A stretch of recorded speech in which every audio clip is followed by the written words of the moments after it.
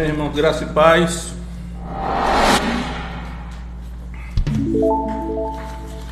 Vamos hoje falar sobre um tema chamado Os Homens de Fama. Os Homens de Fama. E está baseado em Gênesis, inicialmente Gênesis, capítulo 6, verso 4. Então, Gênesis, capítulo 6, verso 4, diz o seguinte: naqueles dias, havia gigantes na terra, e outros nasceram também, quando os filhos de Deus se casaram com as filhas dos homens, e delas geraram filhos. Estes eram os valentes que houve na antiguidade, os homens de fama. Então, este versículo da Bíblia é sempre um dos mais mal traduzidos da história da igreja, porque as coisas que a Bíblia diz, às vezes, são fantásticas demais para a nossa compreensão, a nossa cultura. E às vezes eu percebo até que os tradutores, não é que eles não tenham conhecimento, eu acredito que eles têm muito conhecimento, eles sabem exatamente o que significam os termos, só que às vezes não é politicamente correto traduzir o que a Bíblia fala, porque as pessoas têm medo de serem mal interpretadas, têm medo de parecerem fanáticos, místicos e coisa do gênero. Só que nós estamos lidando com a palavra de Deus, né? Lidando com a palavra de Deus, nós temos que saber que tudo que está escrito é importante, e se mudarmos uma vírgula, vamos alterar o sentido da mensagem, e nós seremos os prejudicados, porque não saberemos o que é que realmente Deus disse. Então, como eu já estudei tantas vezes esse texto, já vi tantas interpretações, eu acredito que o que esse texto diz é o seguinte, como alguém já disse o seguinte, naqueles dias os nefilins estavam sobre a terra. Eu até pensando, naqueles dias os nefilins estavam sobre a terra. E nefilim no hebraico já é plural, né? Nefilim é plural no hebraico. Toda palavra que termina com in, em hebraico é plural. Mas, traduzindo para o português, a gente coloca nefilins, né? Porque em português o plural é terminando aí, ins, né? Então, ele diz assim, naquele dia os nefilins estavam sobre a terra. Aí a pergunta é, o que é nefilins? A palavra nefilim, já disse em outras oportunidades, outras pessoas também já disseram, só aparece 3 vezes na Bíblia, né? E uma delas é aqui nesse texto, a palavra nefilim, aparece uma vez aqui. Eu até aqui me pergunto, meu Deus, a gente vai ver no dicionário bíblico qual o significado de nefilim. E a gente fica assim decepcionado com o que a gente vê até nos dicionários. Eu digo, meu Deus, mas é uma coisa tão elementar. Você pega, estudando o hebraico, você vai ver que a palavra nefilim, ela deriva de uma raiz. O hebraico só tem consoantes, né? O radical da palavra só tem 3 letras, e o significado nafal ou nefel, eu acho que é nefil, como só tem consoantes, tanto faz nafal, nefel, nefil, né? O certo são as consoantes, que seria em português N, F e L, e significa caídos, né? O sentido é caídos. Então, naquele dia os caídos estavam sobre a terra. Se quisesse traduzir literalmente, seria isso. Aí, e também depois, né? Quando os filhos de Deus possuíram as filhas dos homens. Aqui tem se casaram, mas não fica claro se casaram mesmo. Pelo verso 2 vai dizer assim. Verso 2 diz: viram os filhos de Deus que as filhas dos homens eram formosas, e tomaram para si mulheres.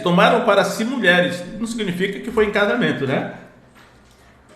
De todas que quiseram, ou todas as que lhe agradaram. E aí nós temos aqui então a expressão filhos de Deus aparece no verso 2, e filhos de Deus aparece no verso 4, e então nós temos que saber quem são os filhos de Deus. Como eu já falei aqui, o que são nefilins, significa caídos. Hoje eu entendo que são os anjos caídos, né? Porque todo tipo de acomodação que se tenta fazer a respeito desse texto, mas força demais, né? Uma coisa que não dá certo. Então, os caídos nefilins, creio eu, eram anjos caídos, por isso que é caídos. E os filhos de Deus, naturalmente, o sentido natural de filho de Deus é anjo, né? Desde quando no início que a Bíblia vai falar de anjos, a expressão filho de Deus, desde os primeiros capítulos da Bíblia, significa anjos. Os anjos são filhos de Deus. É que nós estamos tão condicionados pela linguagem do Novo Testamento, que chama de filhos de Deus os seguidores, os discípulos de Jesus, né, os crentes, que nós não percebemos isso, que filhos de Deus naturalmente são anjos. Numa das genealogias de Jesus vai dizer que em Mateus capítulo 1 e Lucas capítulo 3, termina a genealogia que é de Lucas, dizendo que Adão, filho de Deus, né? A genealogia de Lucas capítulo 3, Jesus ele termina em Adão, filho de Deus, que Adão era filho de Deus. Por que Adão era filho de Deus? Porque eu acredito que o Adão foi resultado de um ato pessoal de Deus, não seguiu nenhum processo. O Adão saiu das mãos de Deus, foi Deus que criou o Adão. E aí, como eu acredito que os anjos também foram criados por Deus, aqueles que são criados diretamente por Deus são filhos de Deus. Daí porque os crentes do Novo Testamento são chamados filhos de Deus, porque eles são uma nova criação, né? Segundo aos Coríntios 5,17, né? Que quem está em Cristo, né? É uma nova criação. As coisas velhas já passaram, tudo fez novo. Então, cada crente do Novo Testamento é resultado de um ato criativo de Deus semelhante àquele que ocasionou o nascimento de Adão, a criação do Adão. Então, a minha posição os filhos de Deus são anjos, portanto anjos caídos, e os nefilins, que são os caídos, eles são os mesmos filhos de Deus. E aí, o que está dizendo aqui é que esses anjos caídos, eles coabitaram com as mulheres, né? E eles eu não sei se eles casaram, eu acho que eles não se viram, se eles já estavam mesmo fora da lei. Eu acredito que eles pegaram as mulheres que eles quiseram, as mais bonitas, né? Porque na verdade eu acho que as mulheres eram todas bonitas no começo, os homens também, né? Então, quando eles viram que as filhas dos homens eram bonitas, eles se sentiram atraídos.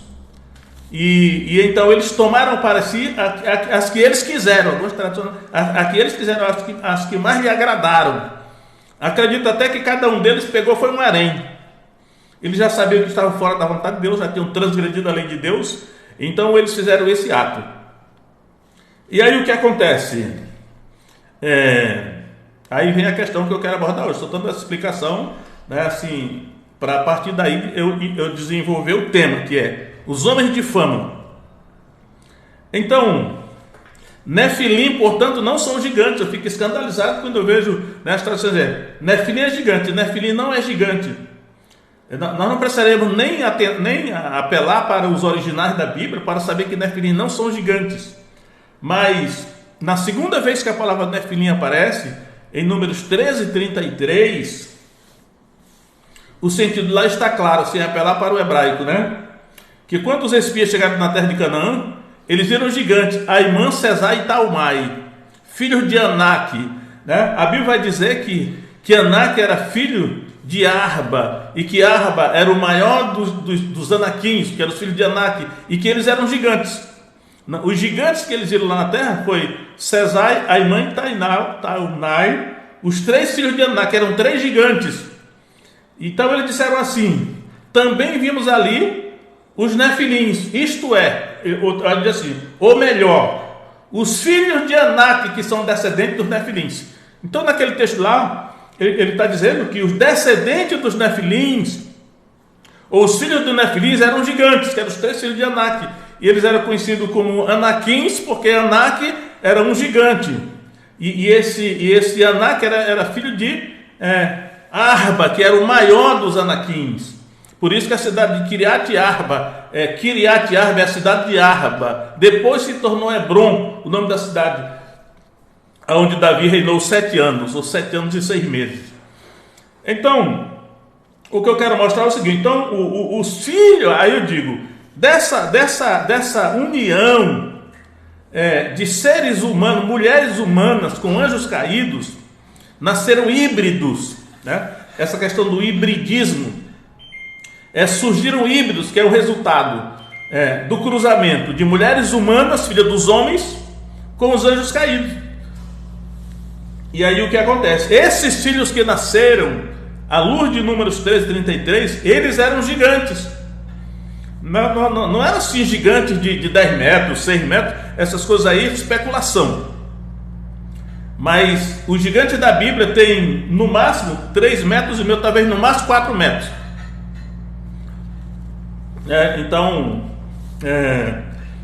E aí eles são chamados de Refaíns. A palavra Refaim no Antigo Testamento é que se refere ao gigante. Os filhos dos anjos caídos com as mulheres são Refaim. Refaim é gigante. Rafa, né? Refaim, gigante. E aí, só que aqui vai dizer o seguinte, em Gênesis 6:4 vai dizer assim, que dessa união, diz assim, quando os filhos de Deus se casaram com as filhas dos homens e delas geraram filhos, estes quem?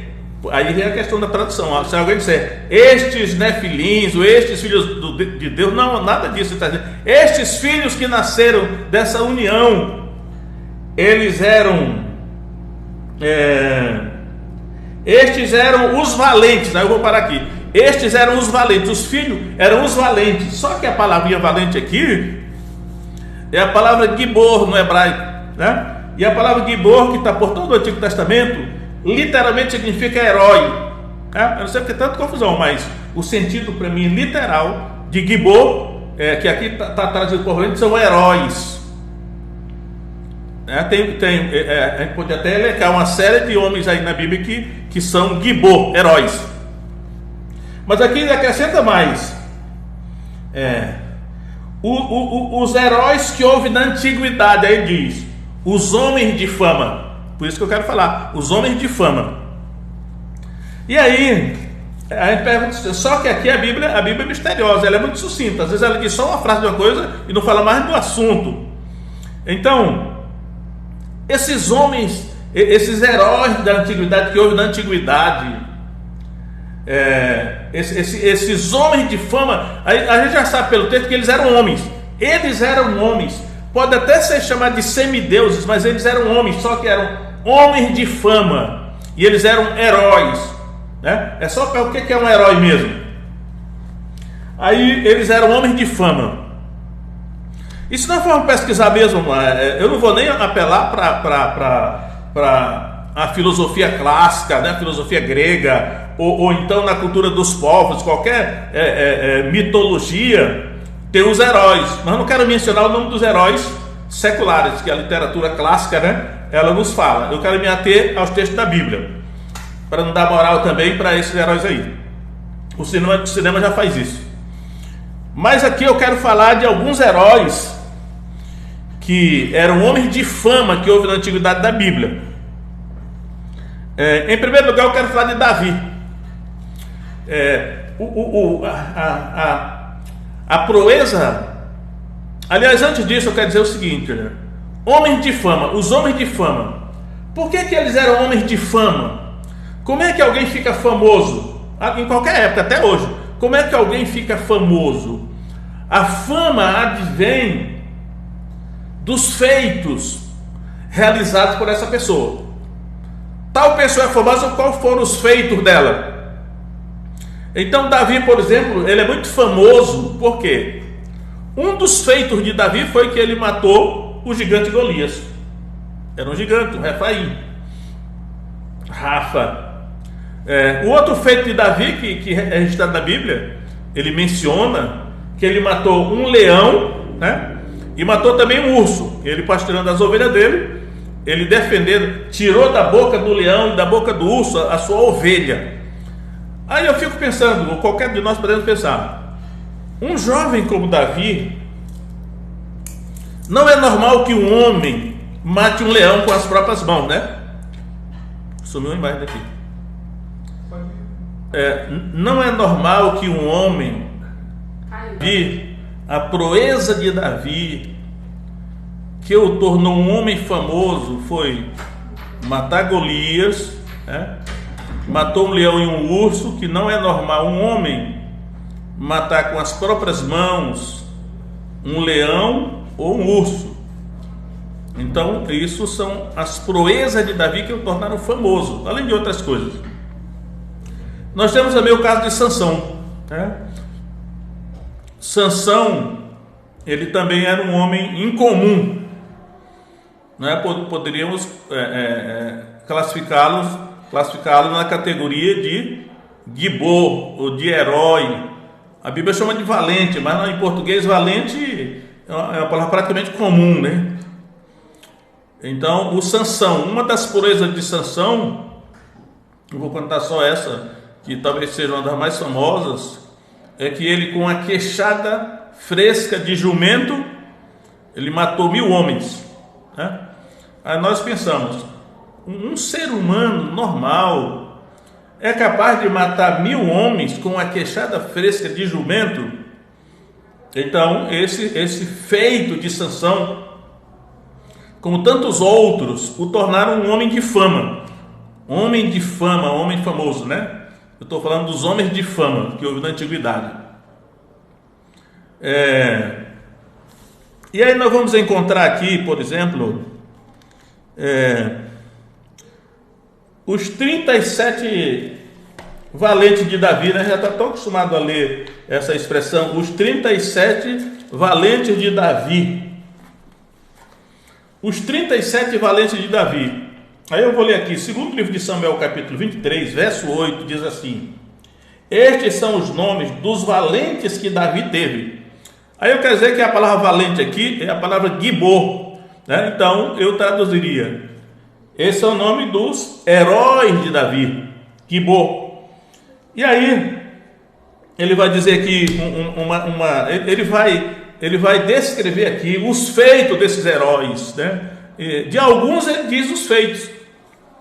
Então ele vai dizer aqui que deixa eu ver, na parte B do versículo 8 ele diz assim,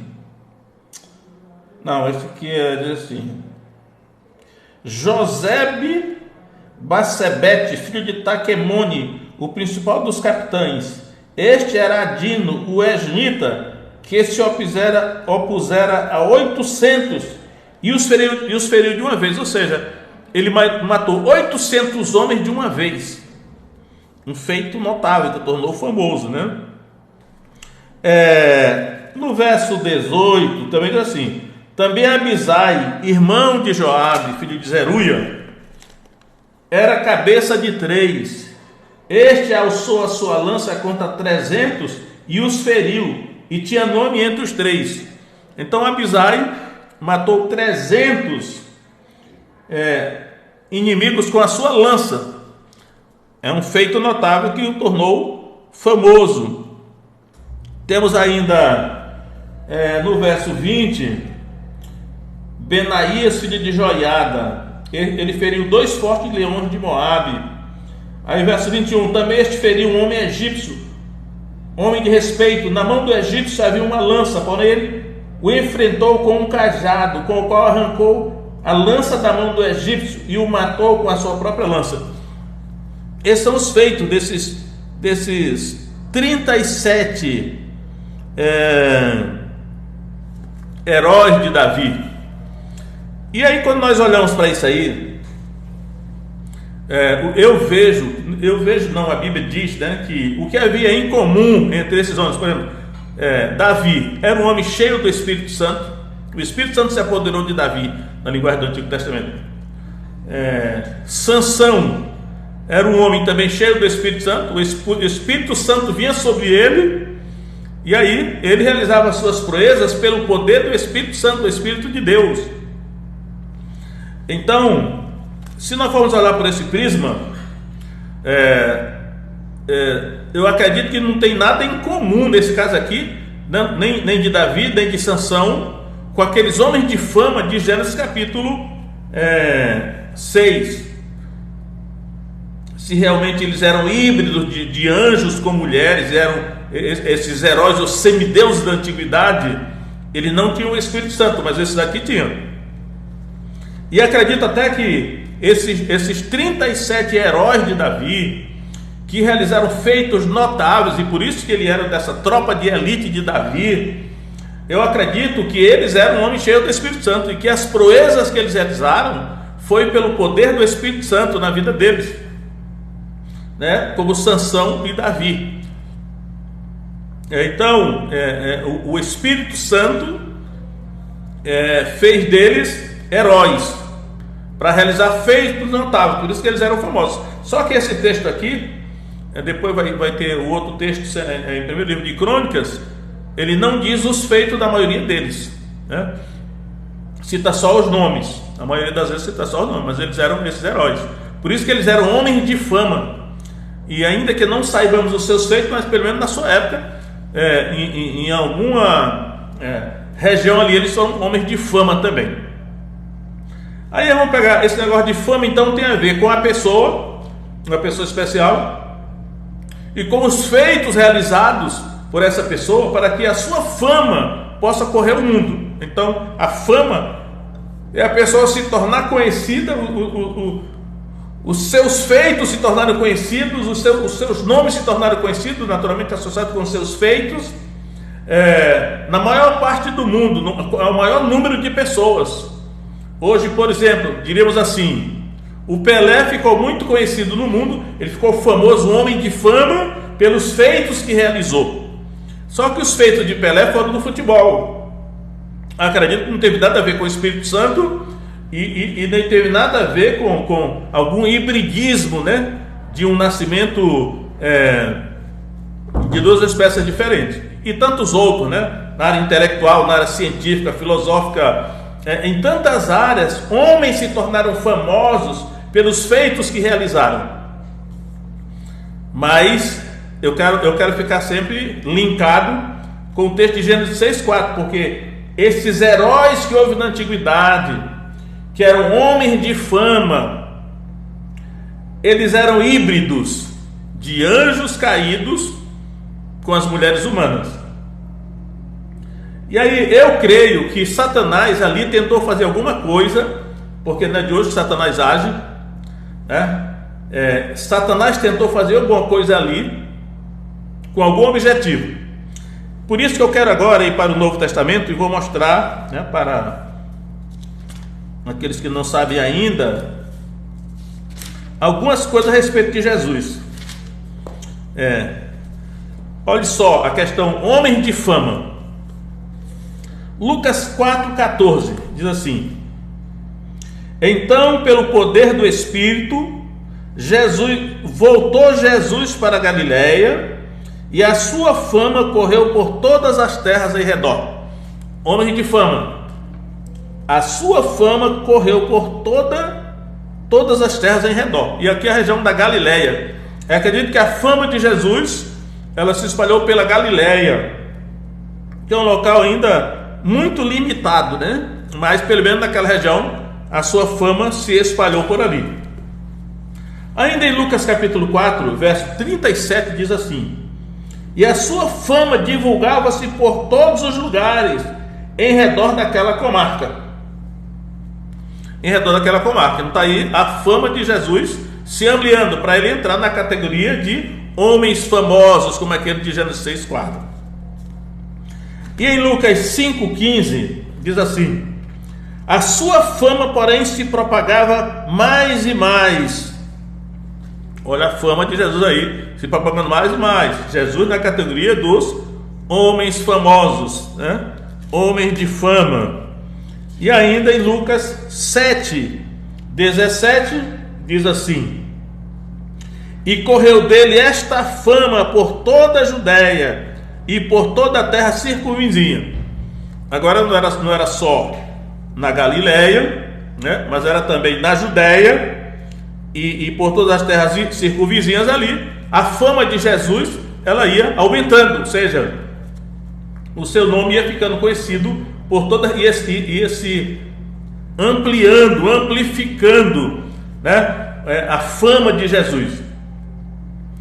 E aí, como eu disse, daqueles homens lá do Velho Testamento, ou principalmente dos heróis que houve na antiguidade, os homens de fama que eram híbridos, porque eles eram gigantes, eles eram Refaim, né? Eles eram filhos de Anak e Anaquins, eles eram homens incomuns, né? E os feitos daqueles lá, quem sabe se até na literatura secular, esses heróis que nós ouvimos falar na literatura secular, talvez sejam esses homens que são relatados em Gênesis 6:4, né? Eu não quero nem dizer aqui, mas vou dizer só o nome de Hércules, né? Os 12 trabalhos de Hércules, e a ida de Lerna, e tantos outros heróis, né, que a literatura secular, ela fala os heróis da mitologia grega, romana e tantos outros aí, né? Então, esses homens de fama, esses heróis da antiguidade. E aqui eu estou mostrando que Jesus, a gente vai descobrindo por que Satanás, ele procurou levantar esses semideuses, esses homens de fama, porque, de certa maneira, Satanás já sabia que Deus levantaria o verdadeiro herói. Todos esses heróis da antiguidade eram tipos, figuras do verdadeiro herói. Deus estava preparando a humanidade para o verdadeiro herói, e que esse herói tinha que se tornar famoso, homem de fama. Ele não somente deveria entrar na categoria dos homens de fama, mas ele deveria ser mais famoso do que todos os outros. E aí a pergunta é, já que os homens que são famosos, eles são famosos pelos seus feitos em qualquer área, quais eram os feitos de Jesus que a sua fama ia se espalhando? Aí eu vou dizer aqui, né? Em Lucas 4:33 diz assim: e estava na sinagoga um homem que tinha o espírito de um demônio imundo, o qual exclamou em alta voz, dizendo: que temos nós contigo, Jesus Nazareno? Vieste destruir-nos? Bem sei quem és, o Santo de Deus. E Jesus o repreendeu, dizendo: cala-te e sai dele. E o demônio, lançando-o por terra no meio do povo, saiu dele sem lhe fazer mal. Esses são os feitos de Jesus, o Messias, né? Em Lucas 5:15, que eu comecei a ler, mas não terminei, diz assim: e a sua fama, porém, se propagava mais e mais, por isso ajuntava-se muita gente para ouvi-lo e para ser por ele curada das suas enfermidades. Esses eram os feitos de Jesus que o tornavam famoso, homens de fama, e ouvi-lo ser curado das suas enfermidades. E Lucas 6:17 diz assim, eu vou ler aqui, diz assim: e descendo com eles, parou no lugar plano com um grande número de seus discípulos e também grande multidão do povo de toda a Judéia, de Jerusalém e da costa marítima de Tiro e de Sidom, os quais tinham vindo para o ouvir e para serem curadas das suas enfermidades, como também os atormentados dos espíritos imundos, os quais eram curados. Esses eram os feitos de Jesus que o tornavam famoso. E aí eu quero ainda citar João capítulo 20, verso 30, que diz assim: Jesus, pois, operou também em presença dos seus discípulos muitos outros sinais que não estão escritos neste livro, porém estes foram escritos para que creiais que Jesus é o Cristo, o Filho de Deus, e para que crendo tenhais vida em seu nome. Ou seja, os 7 sinais que João registra no seu evangelho são os feitos de Jesus, o Messias, para que a sua fama se espalhasse e ele fosse conhecido pelo maior número de pessoas. E eu ainda quero citar ainda o Salmo 96, e só um versículo do Salmo 96, que diz assim: anunciai entre as nações a sua glória, entre todos os povos as suas maravilhas.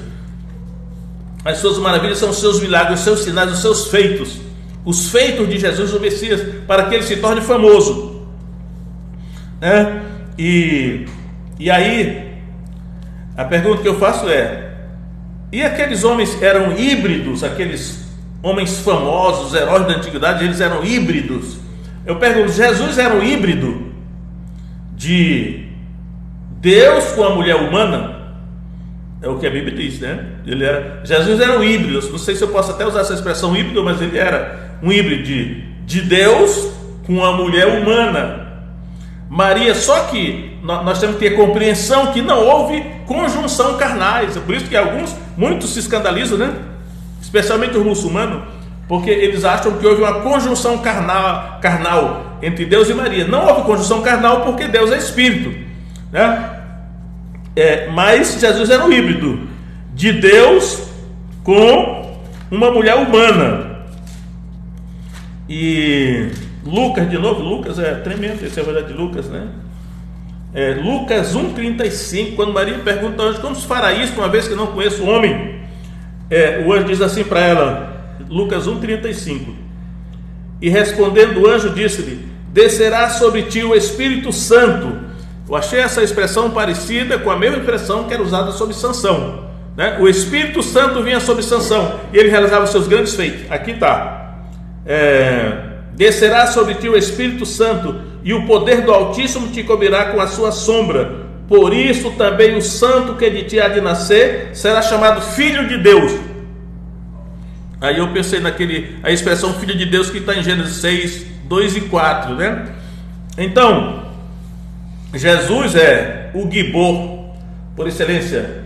Ele é o herói, né?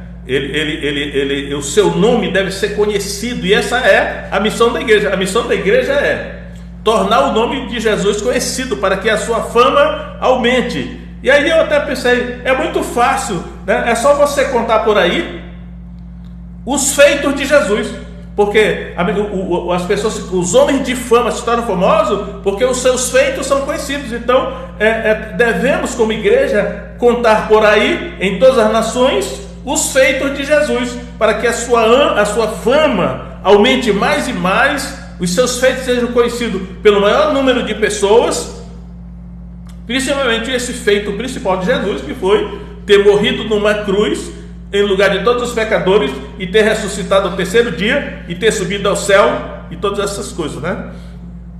Então, Jesus está na categoria dos homens de fama, elencado lá, aliás, está mencionado em Gênesis 6,4, e tem a ver com Jesus, o Messias, o Evangelho e a igreja.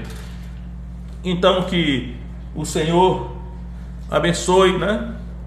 Para que nós possamos, já que nós já conhecemos os feitos de Jesus, nós venhamos a contar os seus feitos para o maior número de pessoas e de nações, e assim com certeza estaremos cumprindo a nossa missão no mundo. Que Deus abençoe cada um de vocês aí, em nome de Jesus, amém.